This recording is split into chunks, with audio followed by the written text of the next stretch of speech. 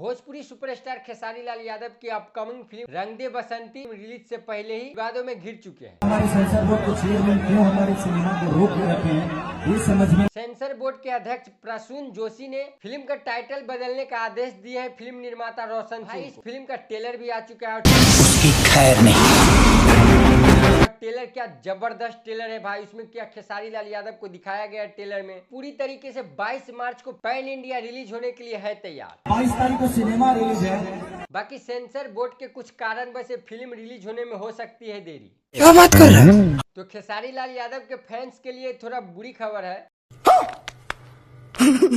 Film का जब trailer आया था तो क्या गजब ट्रेलर था भाई। मतलब ट्रेलर देख के मजा ही आ जाएगा भाई। ट्रेलर जिस हिसाब से दिखाया गया है। इस फिल्म का शूटिंग कश्मीर में भी किया गया है। बहुत प्यारी हम लोगों ने उसको कश्मीर में शूट किया। और इस फिल्म को लीड रोल में नजर आएगा आपको खेसारी लाल यादव, रितिका पांडे, डायना खान। बाकी उम्मीद करते हैं कि फिल्म जल्द से जल्द रिलीज हो। ये बड़ी अच्छी बात कही आप। बाकी आप लोग को वीडियो देखने के लिए बहुत बहुत धन्यवाद।